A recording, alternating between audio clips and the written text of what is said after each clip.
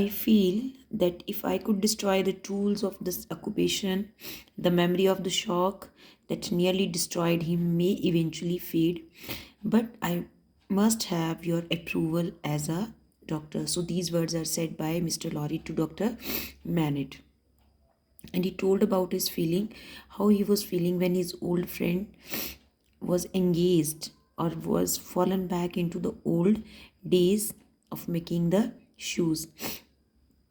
Here he wanted to have an advice of doctor whether he could destroy the tool of the occupation which his friend was doing. So here, what's this occupation? It's that of carpenter. Yes, he makes things out of wood. Well, so these words are asked by Dr. Manet. Is that what is the occupation? These words are asked by Dr. Manet to Mr. Lorry, and Mr. Lorry gave that answer. He was engaged in the business of carpenter, so he makes things out of wood. Talking about one of his friend to Dr. Manet and talking about his friend's illness. Well, whatever it is, you must get rid of these tools. So what suggestion is given there?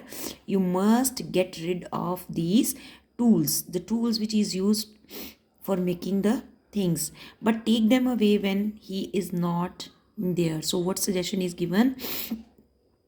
They must take away those tools when that person is not there. He is most probably dependent on them in some way, and also told that that person is dependent on those tools of the carpenter. Mr. Lorry left that night relieved and happier than he had been for some time. And when Mr. Lorry he got the suggestion from Dr. Manet, so he left that night relieved. He felt before that he was not able to sleep properly because of Dr. Manet's busyness in that work. Now he felt relieved and happier. Before that he was not. For the next 3 days, Dr. Manet was perfectly well. And when Dr. Manet he talked something to Mr. Lorry, he was perfectly well. Miss Pross and Mr. Lorry encouraged him to accept Lucy's invitation to join her and Charles in Scotland. So Charles and Lucy, they were gone in the Scotland, and Dr. Manet was perfectly well. So they encouraged Dr. Manet to go to Lucy in Scotland. Finally, he agreed and they sent him off. They means Miss Pross and Mr. Lorry. They sent him off to Lucy in Scotland. On the night of the day he left, Mr. Lorry took a saw and an axe. Saw is an instrument that is used to cut by the carpenter, and an axe also the tool.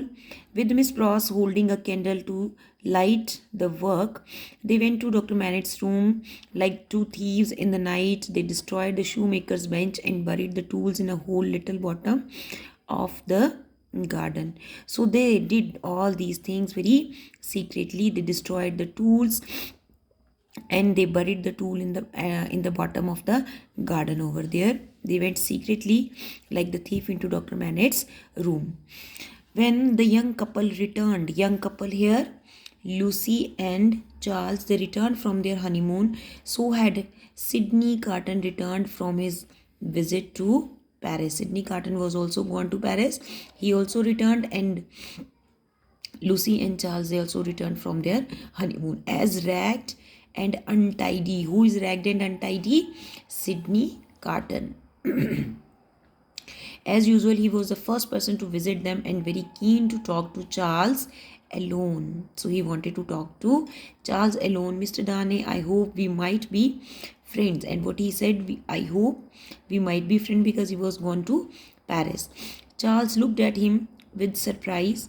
But we already are, I hope. And told him that they were already friends. It's a good of you to say so. Who said these words? Sidney Carton to Charles Darnay. But I have not forgotten how badly I behaved the first time we We talked. So he reminded him of the first time when they both met each other and how he behaved. That was a long time ago. And Charles Darnay said here, a long time ago that was there. I hope you can forget about it. I know I'm a useless dog who said these words, Sydney Carton, and called him self as a useless dog who never done any good, never will, who has never done anything good, and he will never do in the future. I don't know that you never will. You must take my words for it, but I should like to be regarded as a friend, to be able to come here and be the part of the furniture. It would give me great pleasure. So he requested him that he would come here, that coming here to Dr. Manette give him great pleasure. Charles took Carton's hand and smiled politely. You're always welcome here, and told him you're always welcome here.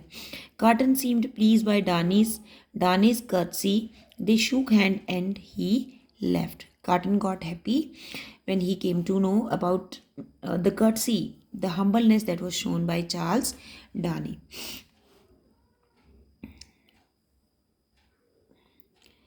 When he had gone, Charles told others of his conversation with Carton, but he spoke him off in a way of contradicted. Okay, contradicted means be resistant. The opposite way he reacted when Sydney Carton went from there. Actually, in front of Sydney Carton, he was very kindness, he was very humble, but when he went from there, he was contradicted, resistant the kindness and had shown him only minute before. The kindness which he has shown to Sydney Carton before means opposite of that he reacted over there. Lucy was very upset, though she said nothing until they were alone, because others were also there. Dr. Manette, Mr. Lorry, the other were also there. So she said nothing about the rudeness of Charles, and then she was waited for to be alone over there.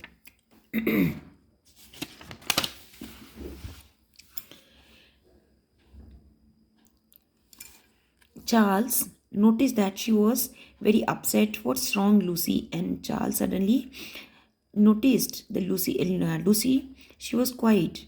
So he asked him, is there any problem? About any problem? Lucy placed her hand gently on his chest and hesitated before speaking. So Lucy spoke. What was there in her mind? I think, Charles, you spoke ill of Mr. Carton tonight, and realized him how he spoke ill about Mr. Carton. Did I? Said Charles, taken aback. He got shocked and really, I reacted in a bad way. I spoke ill. I would ask you, my dearest, to be more generous towards the poor man. Who is the poor man? Sydney Carton. He is an unfortunate soul who needs a friend. I'm sorry if I have been unfair. I never really thought badly of him. These words are spoken by Charles Darnay to Lucy Manette, that he is regretted that he was unfair with that person, and he never really thought badly of him. Oh, my dearest, remember how strong we are in our happiness because we have each other, and how weak he is in his misery and loneliness. Charles held Lucy tightly to him. I remember it as long as I live, and promised that he would behave well with Sydney Carton, and he promised to Lucy. That's all for the sixth chapter. Students.